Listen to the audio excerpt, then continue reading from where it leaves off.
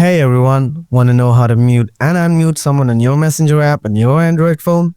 It's super easy and it'll help you keep your chats in check by silencing those who might be annoying you.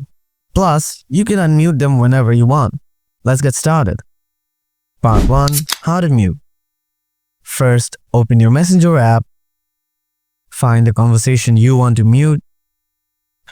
After that, tap on Hold on that conversation. Now in this new menu, tap on Mute. You will be asked to choose how to mute that person. You can choose to mute message notifications, or mute call notifications, or mute both. Just choose one of them and tap OK. Select how long you want to mute this chat and hit OK again. From now on, this chat will be muted for you. Part 2. How to unmute. Open Messenger again. Find the chat you have muted. After that, tap and hold down to it. Now tap on Unmute. This will unmute that person on the spot.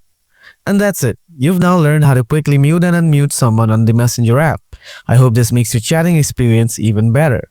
See you in the next video.